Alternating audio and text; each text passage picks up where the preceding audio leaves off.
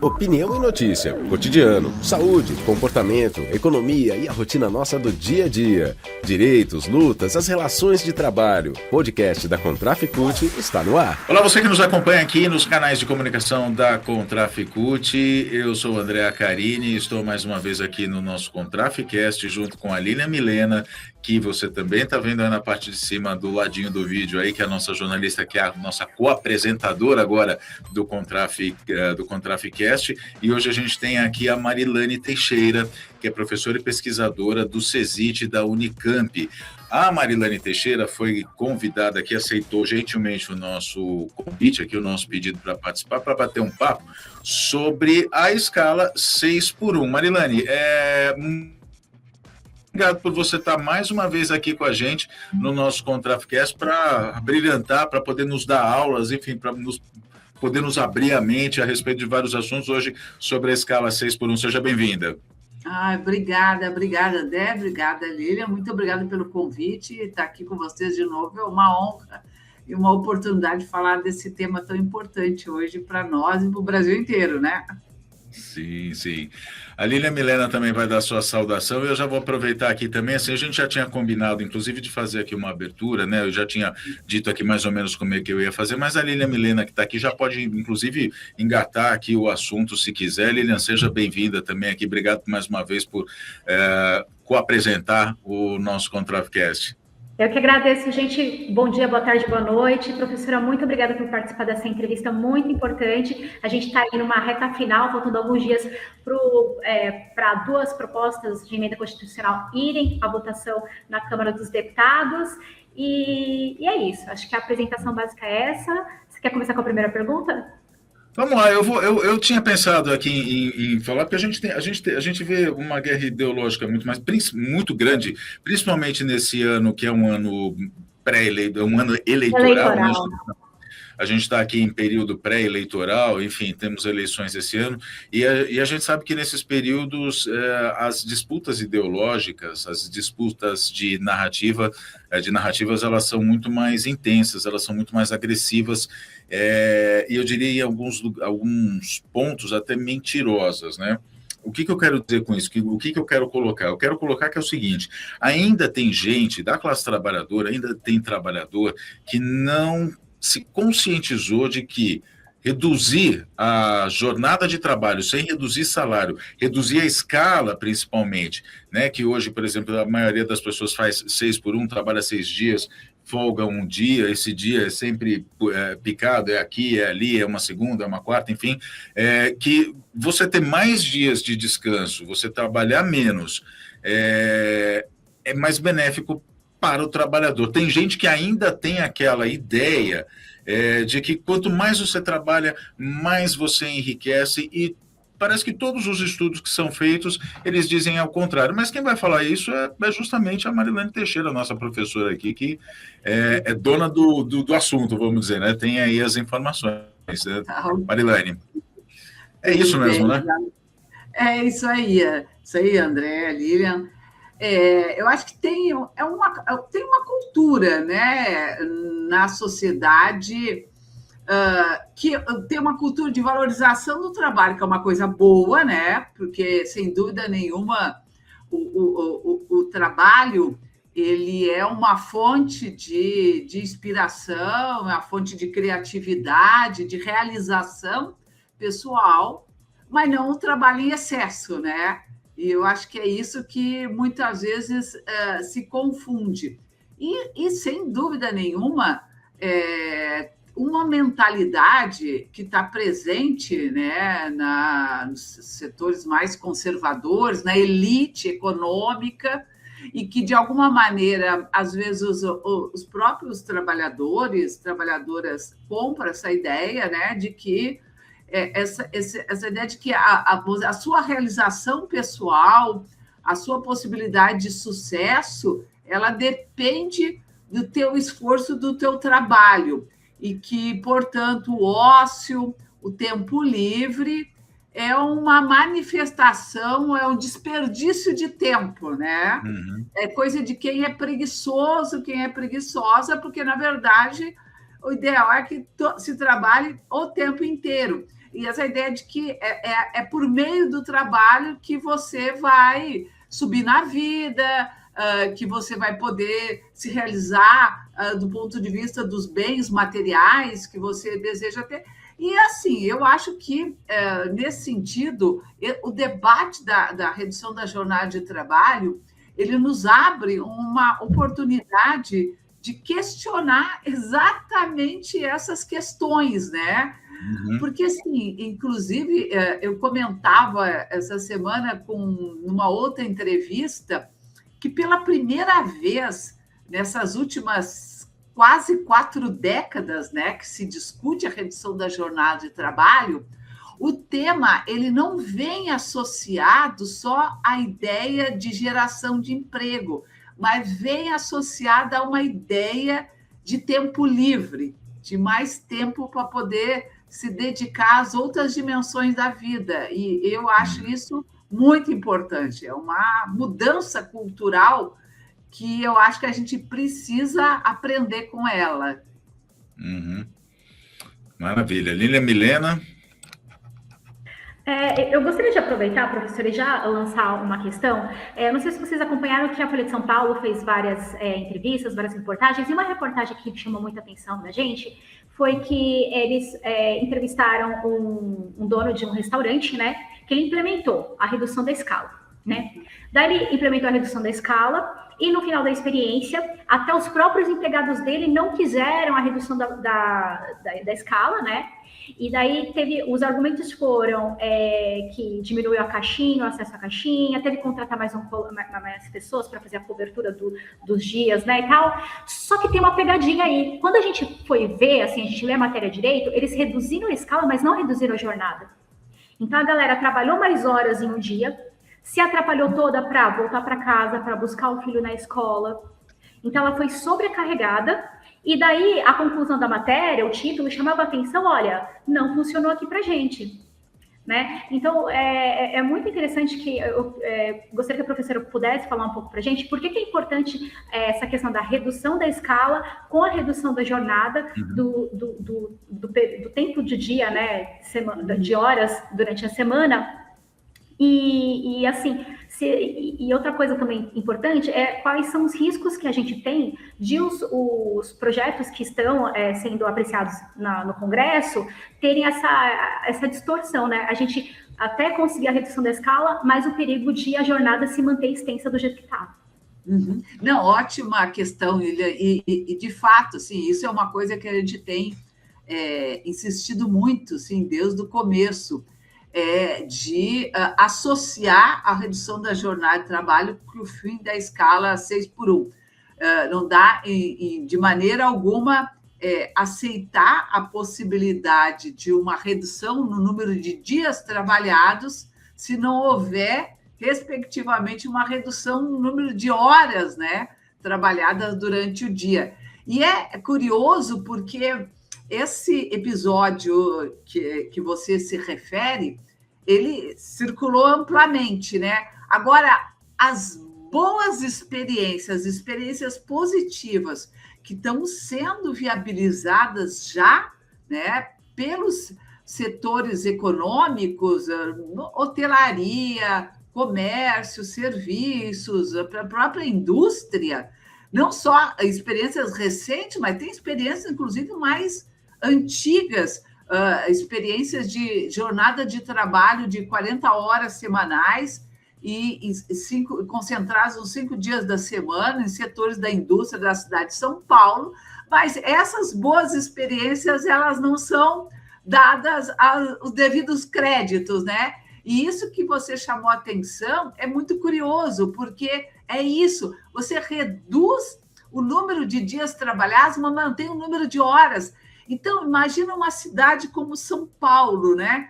Que você não gasta menos do que 3 a 4 horas por dia com deslocamento e aumentar ainda a jornada diária, porque as pessoas já têm que fazer verdadeiros malabarismos, né? Para poder chegar no horário de trabalho, conseguir chegar na escola à noite, para quem estuda à noite, para as mulheres conseguir chegar nas escolas, nas creches, para buscar seus filhos, porque os horários, inclusive, são muito indecentes. Horário de creche, por exemplo, na cidade de São Paulo é das 8 às 5 da tarde. Ou seja, é quase inviável para uma mãe trabalhadora conciliar. Imagina, então, se ela tiver que ampliar a jornada diária. Horário de escola, horário de faculdade, universidade, é 19, 19h30, que é quase incompatível e empurra a maior parte, inclusive, da juventude, seja para cursos online, ou seja, simplesmente para o abandono, né? Então, isso é um aspecto muito importante que você chamou a atenção e que, inclusive, isso pode correr o risco de, no debate no Congresso, se avançar em uma dimensão desse trabalho e na outra não, que é o caso da não redução da jornada de trabalho. Eu acho que isso a gente não pode admitir de maneira alguma. Essa luta, ela tem uma força mobilizadora muito grande. Nós temos quase 80% da população engajada na defesa da redução da jornada, fim da escala 6x1. E é isso que nós temos que arrancar do Congresso. Então, você chama atenção de um aspecto que a gente tem, sim, que denunciar e dizer que é inviável. Não é inviável reduzir jornadas sem reduzir a escala e também é inviável reduzir escala sem que haja uma redução do número de horas trabalhadas por semana. Muito bem, eu queria aproveitar aqui o gancho da pergunta da Lilian e de sua resposta também, Marilane. Eu sou do interior do estado e no interior do estado tem uma rede muito, vamos dizer, muito forte ou muito presente lá de supermercados que adotou a chamada escala 5x2. Digo a chamada escala 5x2, porque é o seguinte, justamente por essa disparidade aí da redução de uma coisa e não de outra, né? Então, eu cheguei para uma caixa outro dia e perguntei, né? Falando assim, olha, vocês aqui do supermercado devem estar contentes, né? Porque agora vocês estão trabalhando na escala 5x2. Assim, a menina olhou para minha cara de uma maneira, assim, bem desoladora, assim. Eu falei, você não gosta? Ela falou, não é que eu não goste, é que assim, é que em outros dias a gente tem que trabalhar mais, então reduzir o horário de almoço, a gente está saindo mais tarde, e a redução a escala não é um dia sequencial. Então, por exemplo, eu não fico uma quinta e uma sexta em casa, é uma quinta e depois uma segunda, e são dias picados, e isso a gente não consegue se programar para fazer muita coisa, a gente não consegue se programar para poder curtir as coisas, ou arrumar casa, ou sei lá, ler um livro, enfim, fazer as coisas de qualidade de vida, né, que é o conceito principal da redução da jornada e da escala. Então, tem essas nuances, né, dessas ações que estão sendo tomadas pelo meio empresarial, muitas delas a gente, como você disse, são positivas, enfim, o pessoal está fazendo tudo direitinho, mas tem muita gente que está simplesmente, talvez, usando isso apenas como uma estratégia de marketing, reduzimos a escala dos nossos trabalhadores. E aí vai ver, é uma coisa que realmente não resolve a vida do trabalhador. E aí eu quero emendar para uma declaração, e aqui posso tornar pública porque ela foi pelas redes sociais, do presidente do Sindicato do Comércio Varejista da cidade de Araraquara, senhor Ivo Dalacqua, que ele foi para as redes sociais dizendo que a qualidade de vida do trabalhador, sim, deve ser priorizada e tudo, mas não se pode deixar de olhar o lado dos empresários, principalmente o pequeno empresário que vai ter que demitir, que vai ter que aumentar preços, inclusive, porque se for para reduzir a escala, vai ter que contratar outra pessoa e isso vai ser repassado para o consumidor. Como é que a gente desconstrói isso? Porque é um absurdo, né? Como é que a gente contra-argumenta sobre isso, Marilane? Como é que a gente enfrenta, né, esses argumentos? E esses argumentos, inclusive, André, eles vêm exatamente com terrorismo, né? Porque eles não vêm como um apelo, nós temos que repensar, então, como é que a gente pode se reorganizar, porque isso vai ter um tipo de implicação. Não, eles já vêm já ameaçando, vai ter demissão, vai aumentar custo, vai ter aumento a inflação vai voltar, os negócios vão fechar. Então, é terrorismo na veia.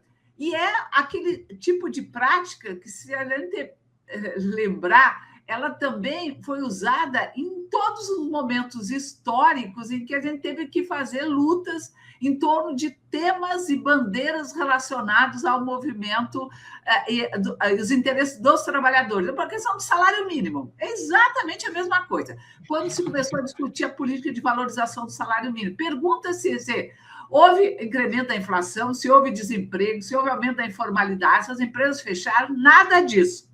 Mas o terrorismo continua e agora também se aplica para o tema da redução da jornada de trabalho. Claro que aí nós temos situações muito distintas, né? Quando a gente olha do ponto de vista da macroeconomia, da economia de uma forma geral, é claro que ela se beneficia com a redução da jornada de trabalho, de uma forma geral. As pessoas terem mais tempo livre para poder se dedicar às suas outras dimensões da vida, cultura, entretenimento, lazer, voltar muitas vezes até a estudar. Isso tudo tem alguma implicação do ponto de vista do mercado de consumo, né? Você tem uma renda disponível, não, aí eles gostam muito de se controlar. Não, mas a renda não vai aumentar.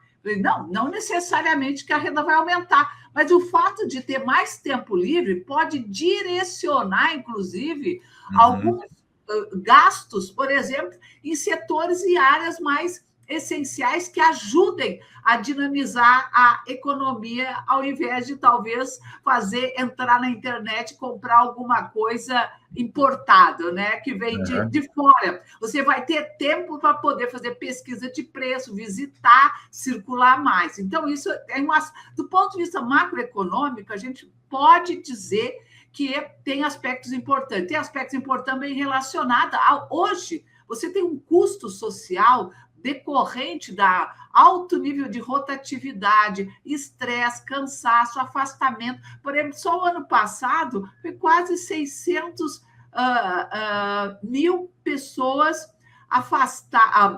afastamentos decorrentes de doenças psicossociais, um crescimento, inclusive, muito vertiginoso em relação aos anos anteriores. Ou seja, a cada ano você aumenta o número de afastamentos decorrentes de doenças justamente provocadas por excesso de estresse e sobrecarga, que também tem, vamos dizer, uma sobrecarga sobre a política pública, né?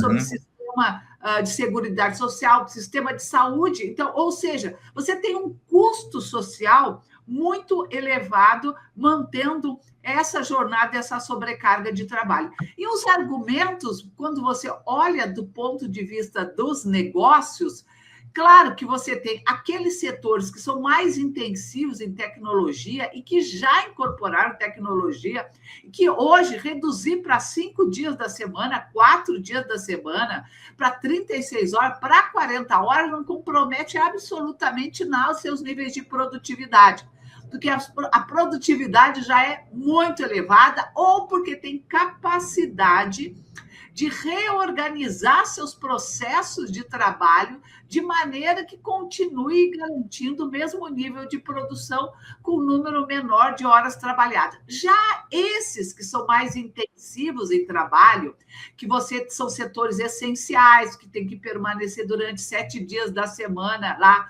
disponíveis, que a trabalhadora dispõe de apenas um dia livre, esses sim vão ter que contratar, com certeza. Agora, a experiência que a gente tem, inclusive da redução das jornadas anteriores, é de que isso, num primeiro momento, pode representar um pequeno custo, né, sobre a folha de pagamento, mas que é um efeito que se dilui a médio e longo prazo. Porque certamente esse mesmo negócio hoje já está tendo um custo muito elevado com a rotatividade, com os processos de contratação e dispensa, que é alto, e as empresas de comércio e serviço estão reclamando disso, inclusive, que aumentou os custos decorrente de uma certa insatisfação em relação ao trabalho, estão tendo dificuldade em contratar e que, portanto, quando oferece uma jornada menor e uma escala de trabalho mais condizente, tem mais facilidade em poder atrair mão de obra, força de trabalho. Então, é com esses componentes que tem que se trabalhar e é essa conta que eles têm que aprender a fazer. Mas aí vocês têm razão quando vocês falam, é uma disputa ideológica, gente, porque é isso. Toda vez que entra em pauta o tema do trabalho, os setores, os agentes econômicos se levantam para falar das suas mazelas, né? Professora, perdão, André, a professora comentou que, assim, de imediato, enfim, nesse período no médio, no longo prazo, talvez, a redução da escala de trabalho e da jornada, ela não resultaria no aumento de renda do trabalhador. Mas a gente pode dizer que hoje a escala 6x1 e a jornada extensa, ela contribui para a desigualdade de renda, né? Claro, ela pode contribuir. Se melhora os níveis de produtividade, sem dúvida nenhuma, isso tem um impacto direto sobre a renda, né? Então, por exemplo, vamos considerar que, diante vamos dizer, da exigência de redução de jornada de trabalho e de redução do número de dias trabalhados, as empresas têm que buscar novas inovações, têm que investir em progresso técnico, que, inclusive, historicamente, o progresso técnico, muitas vezes, ele deu saltos importantes, inclusive para poder responder a determinados contextos de crise, né? Seja externa, sejam crises internas do próprio negócio. Então, sim, esse investimento em tecnologia, ele pode proporcionar um salto do ponto de vista dos ganhos de produtividade que vai resultar numa melhora de renda, mas ele pode contribuir, sim, Lilian, na melhora do ponto de vista da renda nacional. Então, se você gera emprego, significa que você está aumentando a renda disponível. Mais pessoas estão com mais renda para gastar. Isso tem uma implicação do ponto de vista do mercado de consumo e, consequentemente, para os setores econômicos que vão ter que investir para produzir mais, para gerar mais empregos e talvez até investir em tecnologia que permita, inclusive, melhorar do ponto de vista do perfil da força de trabalho. Mas me parece que, assim, a motivação, e isso é uma coisa interessante da gente analisar, porque o movimento sindical, a CUT, por exemplo, está lutando há 40 anos pela redução da jornada de trabalho para 40 horas semanais. E normalmente, essas campanhas, elas sempre se deram em momentos de alta taxa de desemprego, porque, inclusive, era uma resposta às crises econômicas.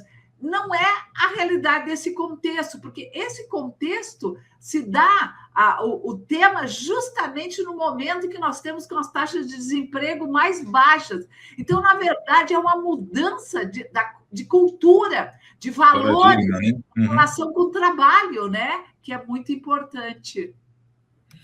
Muito bem, eu queria puxar esse assunto agora, aqui, linkando com isso que a gente está falando, né, de que a professora Marilane fala sobre hoje a gente discutir redução de jornada, discutir a diminuição da escala, né, trabalhar menos dias para ter qualidade de vida, e ela cita inclusive as tecnologias, puxar esse assunto um pouco para a luta dos bancários, do Comando Nacional dos Bancários, da Contraf, dos sindicatos de bancários ao longo dos tempos, que também é uma luta já, enfim, como eu acabo de dizer, que vem de longa data, né? A ideia de se fazer, por exemplo, uma semana de 4 dias para os bancários.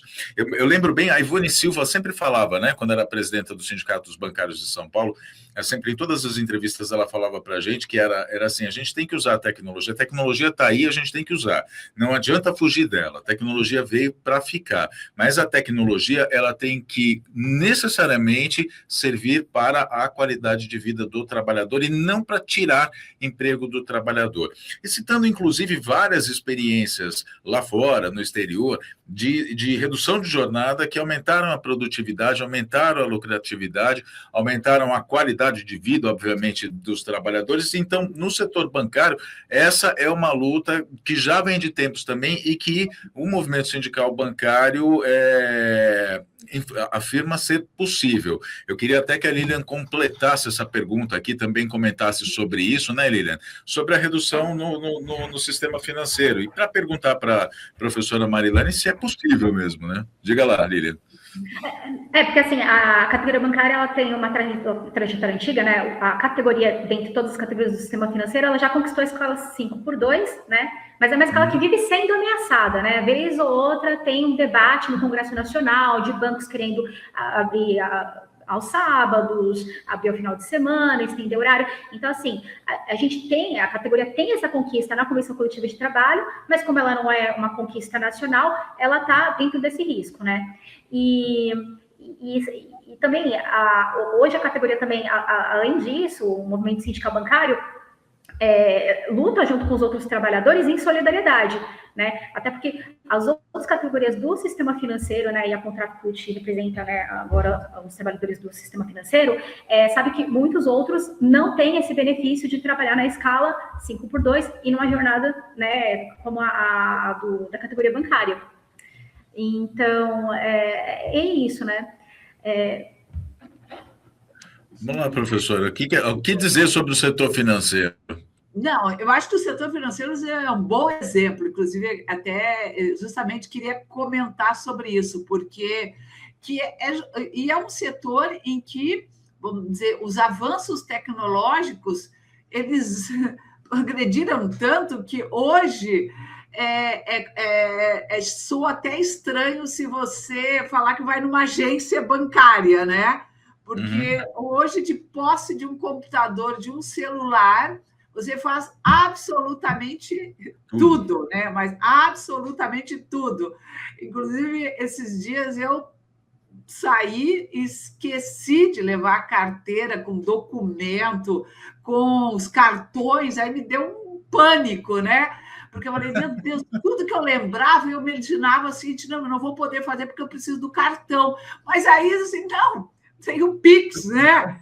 Tudo tem o Pix. Então, assim, você pode perder todos os seus documentos, mas não perca o celular, porque ela é a tua ponte com o sistema financeiro. Ali você controla tudo. Então, chega a soar assim como quase que um verdadeiro absurdo, né? Imaginar que há...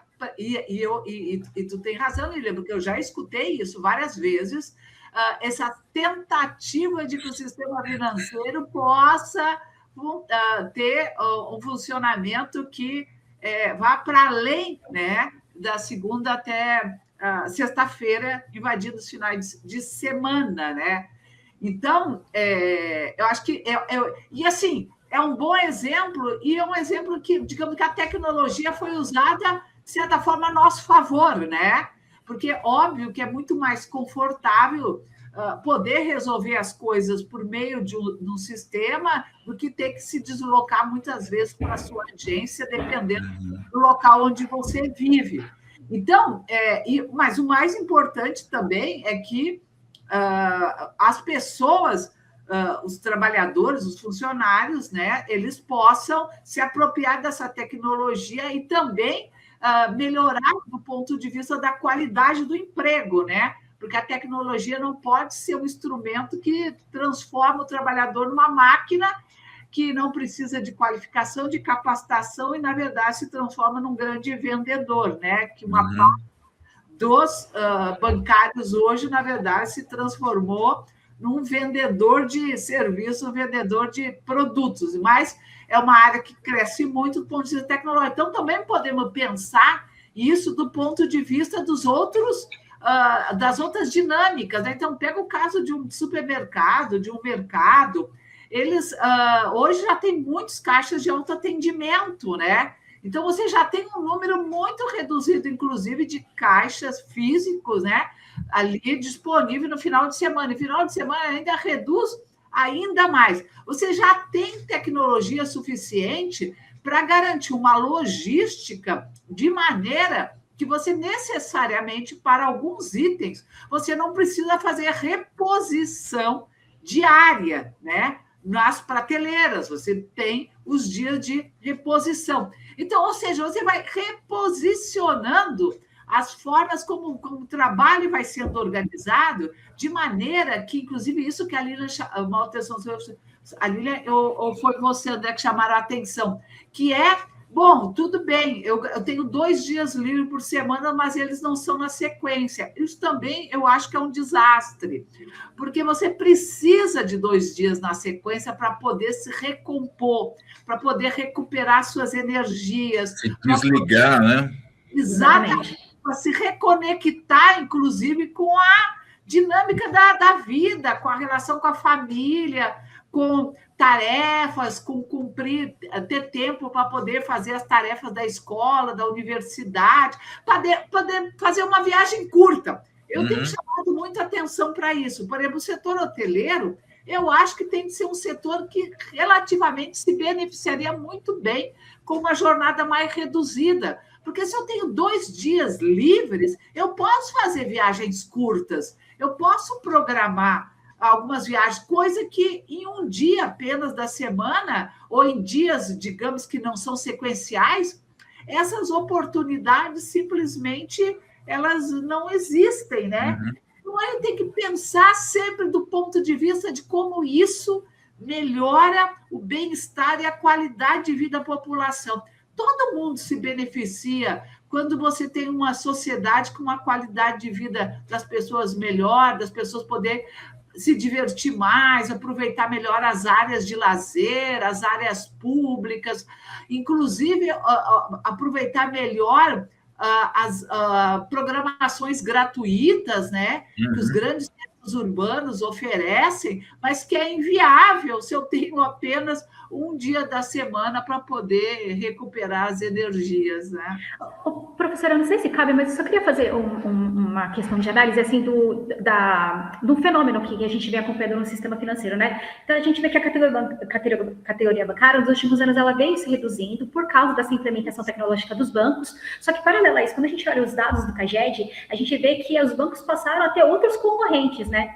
E concorrentes prestando serviços de bancários. E eles aumentaram o número de contratações. Então, você tem fintechs, você tem instituições de pagamento, as próprias cooperativas de crédito. Então, por isso que existe um movimento aí do movimento sindical aí, bancário, do setor financeiro, de que se faz serviço bancário, tem que ser bancário, tem que ter os mesmos direitos, né? Então, a gente percebe que a gente, ao mesmo tempo que a tecnologia está propiciando uma redução de vagas nos bancos, e os próprios bancos contratam outras empresas terceirizadas para fazer serviços bancários. Então, a gente percebe que dá para alguma coisa andar junto com a outra, né? A geração de emprego está acontecendo, o Brasil está batendo recordes também de produção de carteiras de trabalho, o sistema financeiro inteiro como um todo, por mais que o setor bancário esteja na contramão, mas a gente percebe que os bancos estão fazendo essa redução de forma estratégica e os bancários, né, que ainda continuam trabalhando, estão sobrecarregados, trabalhando com metas cada vez mais agressivas, né? Então, quando a gente coloca todas essas informações assim na mesa de forma honesta, né, a gente percebe que dá para manter o emprego bancário com qualidade e ampliando esses direitos para todos os trabalhadores do setor financeiro, né? Então, a gente tem o benefício da tecnologia, né, junto à redução da jornada de trabalho, enfim, da escala 6x1, né? Seria uma forma de que esses ganhos tecnológicos promovessem também benefícios para toda a sociedade, né? E esse debate a gente não vê acontecendo.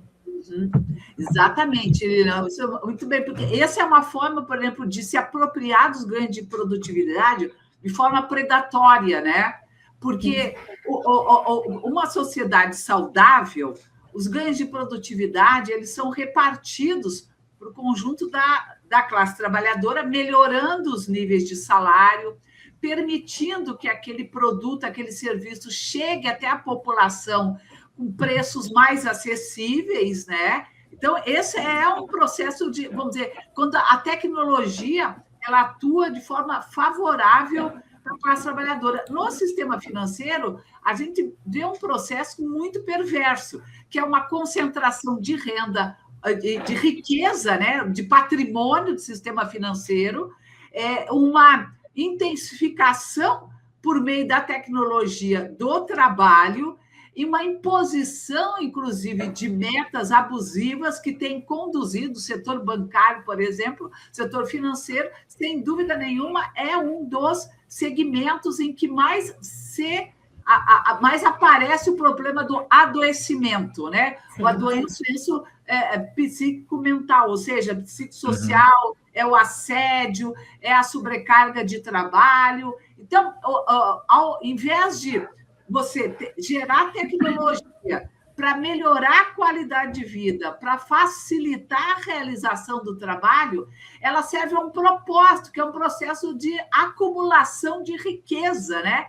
Em mãos do sistema financeiro. E, por outro lado, você cria, né, um entorno, um conjunto de serviços que apresentam condições de trabalho piores, né?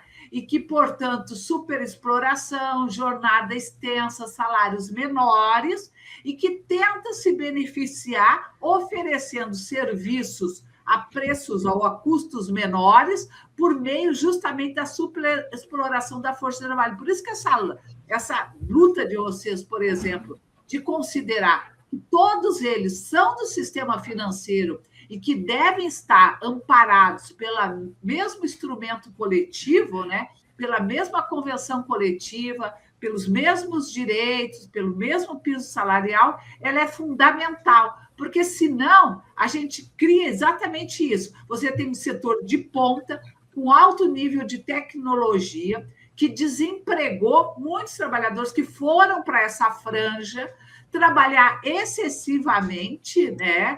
Uma sobrecarga de trabalho enorme, que condições de trabalho muito deterioradas. Então, isso tudo tem, e por isso que essa discussão da redução da jornada de trabalho, para esses segmentos, por exemplo, faz muito sentido, porque a maior parte deles estão ainda submetidos à jornada de 44 horas semanais. E essa ilusão, né, que se tem de que você só obtém ganhos de produtividade com jornadas extensas, que é o discurso das grandes empresas hoje que se opõem à redução da jornada de trabalho, porque o Brasil não está preparado para trabalhar menos, porque a produtividade do Brasil está estagnada. Quer dizer, ou seja, se jornadas extensas ainda reproduzem produtividade estagnada, será que não é a hora justamente de você mudar essas formas de organização do trabalho para que você possa dar um salto em relação ao debate da produtividade? E os dados estão aí para a gente evidenciar. Todos os países que reduziram jornada de trabalho, que reduziram dias de horas trabalhadas, não apresentaram queda do PIB, não apresentaram perda de produtividade, muito pelo contrário. Então, é nessas experiências que a gente tem que justamente buscar como referência e como modelo, né? E não ficar só choramingando, como é o que eles fazem o tempo todo para se opor ao avanço dos direitos, né? Eu só queria acrescentar aí a fala da professora pesquisadora Marilane Teixeira também nessa nesse conceito de que a produção do Brasil a produtividade do Brasil está estagnada e é preciso trabalhar mais. É só a gente ver, eu só queria colocar aqui, né? É só a gente ver o que aconteceu com a reforma trabalhista lá de 2017, que tirou direito de um monte de gente, que pejotizou um monte de gente, que um monte de gente começou a trabalhar exaustivamente e, no entanto, o discurso deles continua sendo o mesmo. É falácia, não é, professora? Exatamente. E a reforma trabalhista, inclusive, ela prometia entregar milhões de empregos novos, prometia resolver todos os problemas do mercado de trabalho, e o que nós vimos desde 2017 em diante foi uma estagnação completa e uma ampliação, inclusive, do desemprego. A gente começa a, vamos dizer, reverter esse quadro a partir de 2023, quando as taxas de desemprego reduzem, a economia volta a crescer, quer dizer, ou seja, essa fórmula que é apregoada, né, dos 4 ventos, de que você só gera emprego, você só gera um crescimento econômico por meio justamente dessas medidas de precarização do trabalho, de flexibilização e de jornada extensa, elas têm se mostrado, têm comprovado como absolutamente ineficientes. Inclusive, ontem, escutando, né, uma audiência pública sobre o tema, um pesquisador justamente trazia um dado sobre o Chile. O Chile recentemente passou por uma experiência de redução da jornada de trabalho. E a gente pode, inclusive, desafiar esses setores que são contra a redução da jornada de trabalho se o Chile reduziu, por exemplo, o PIB, se aumentou o desemprego, se houve queda da renda. Não, nada disso. Pelo contrário, o custo médio, unitário, do trabalhador médio do Chile é o dobro do Brasil. Então, ou seja, a redução da jornada de trabalho só fortaleceu uma melhora do ponto de vista do mercado de trabalho. Então, são essas as experiências que a gente tem que estudar, que essas experiências que a gente tem que projetar, né, para poder olhar a experiência no Brasil e não essa choradeira incessante e constante dos nossos agentes econômicos, né? Muito bem. Lilian Milena, mais alguma pergunta que você queira fazer aqui para o nosso Contraficast? A última pergunta que eu ia fazer, mas acho que ela já respondeu bem, é que, assim, um estudo encomendado pela CNI, né, a FGV Ibre, colocava, um dos pontos deles é que teria um impacto negativo do PIB semelhante, né, semelhante a uma recessão econômica aí, que teve ali por volta de 2014, 2016, enfim, eles colocam justamente esse período, que eu acho interessantíssimo, né, mas como a gente pode, né, como a professora explicou, ao longo, né, dessa entrevista, isso dificilmente tende a acontecer, experiências mostram exatamente o contrário, né, professora? Exato. Não, muito boa essa tua questão, porque é isso, a natureza da crise de 2015, 2016 é completamente distinta, né, do que é o impacto da redução da jornada de trabalho. Porque a crise de 2014, 2015, mais especificamente, iniciou lá no final de 2014, mas foi 2015, 2016, você teve uma redução brutal dos investimentos públicos e investimentos privados, né? E uma redução brutal dos gastos públicos, o que, obviamente, impactou a economia como um todo. Ali tinha toda uma pressão em relação à questão da dívida pública, tinha que contingenciar o orçamento público, teve várias medidas naquele momento que a gente considerou, inclusive, exageradas e que contribuíram para desacelerar a atividade econômica e resultaram num crescimento do desemprego, o que é completamente distinto de agora, porque quando você reduz jornada de trabalho, como é que isso pode favorecer o desemprego?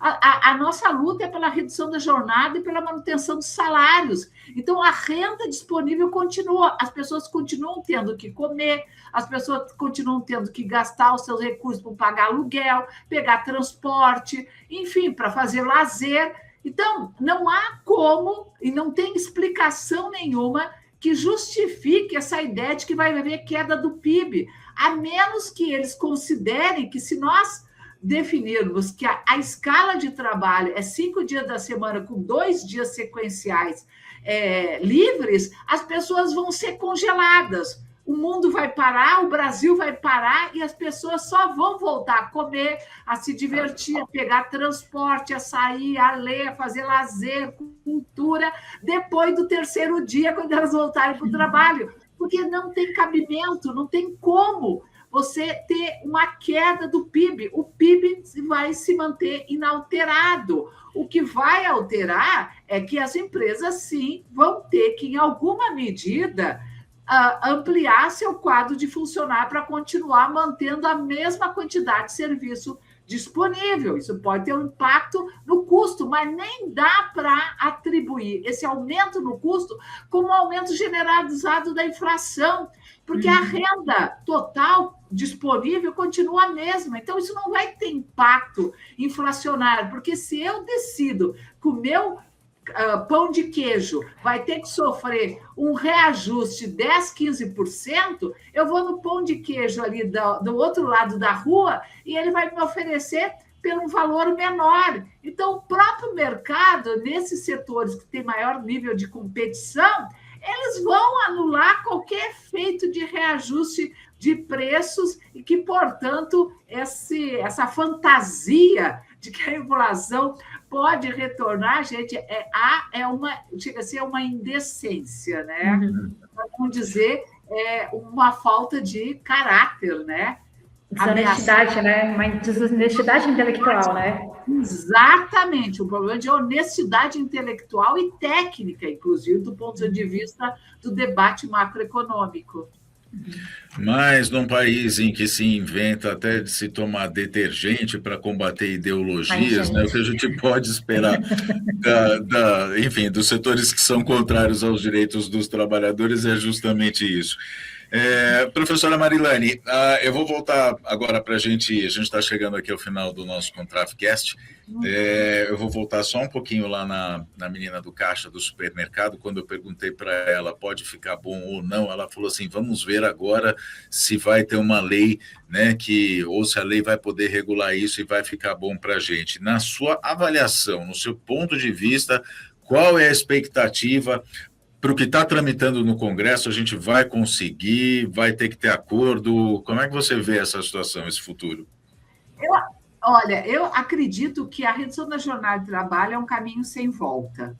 Ela vai acontecer porque tem pressão social e tem muita força mobilizadora na sociedade em torno dessa luta. É um ano eleitoral, portanto, uma pauta fundamental para a classe trabalhadora, porque pressiona, né, os seus candidatos e as suas candidatas a não se contrapor, né, pelo menos publicamente, né, a uma agenda como essa, porque sabem que isso é um elemento que vai ser usado na campanha. Então, eu acredito que a gente vai conseguir reduzir a jornada de trabalho. Eu tenho dúvidas se ela vai ter algum tipo de progressão ou não. Eu acho que o ideal é que a gente já aprovasse a redução para 40 horas semanais. Com relação à escala, eu tenho dúvidas se isso vai ser remetido para a negociação coletiva, tá? Porque nós temos uma infinidade de escalas de trabalho, sem dúvida nenhuma. O 6x1 é uma modalidade, mas nós temos escalas, por exemplo, de 14x21, nos setores, por exemplo, no caso da Petrobras, né? Nós temos 12x36, que é uma escala de trabalho que é basicamente predominante na área de saúde, 12x48. Nós temos uma infinidade de de possibilidade de escalas de trabalho, principalmente em indústria de processo contínuo, né? Que não podem parar, porque o maquinário não pode ser desligado. Então, eu acredito que vai ter uma necessidade de pensar uma regulamentação. O que me preocupa, de fato, é que quem está submetido à escala 6x1, que é basicamente o setor de comércio, uma parte de serviços e transporte, é justamente aqueles em que você tem uma organização do ponto de vista sindical mais fragmentada, né? Diferente, por exemplo, quando a gente fala da Contraf, a gente está falando de uma confederação nacional. Ela se organiza nacionalmente e ela tem uma mesa de negociação única, né, com o sistema bancário, o sistema financeiro. Então, e, portanto, as suas decisões se refletem no Brasil inteiro, independentemente se a agência fica lá em Itacoatiara, no Amazonas, ou se fica aqui em Pinheiros, em São Paulo. Agora, quando eu olho para o comércio e serviços, para essa multiplicidade de pequenos negócios, preocupa muito que um debate como esse ele seja remetido à negociação coletiva, quando a gente sabe que muitos desses trabalhadores e trabalhadoras sequer têm sindicatos, né, que os organiza. É um tema, eu acho que isso ajuda os sindicatos também a se repensarem do ponto de vista de uma estratégia nacional para negociar essas condições. Eu acho que a gente tem um caminho longo pela frente, mas, na minha avaliação, o caminho é promissor e ele avança no sentido da redução da jornada de trabalho e ele avança, sim, no fim da escala 6x1, porque eu acho que a sociedade brasileira não suporta mais essa sobrecarga de trabalho. Muito bem. Professora pesquisadora Marilane Teixeira, do CESIT Unicamp, aqui com a gente no Contrafcast, falando sobre a escala 6x1.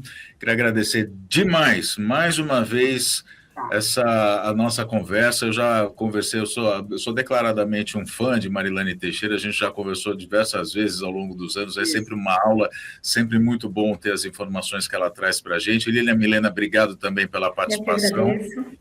Obrigada, gente. Obrigada, professora, pela entrevista, foi muito boa. Obrigada, Lília, obrigada, André. Foi uma alegria enorme fazer essa conversa com vocês e contem comigo sempre. Muito obrigado. Obrigado você também que participou com a gente aqui, que acompanhou a gente até agora aqui no nosso Contrafcast. A gente se vê, a gente se fala, a gente conversa sobre mais temas numa próxima edição. Até lá. Este foi um episódio do podcast da Contrafcut. Fique ligado em nossas redes e canais de informação. Breve tem mais.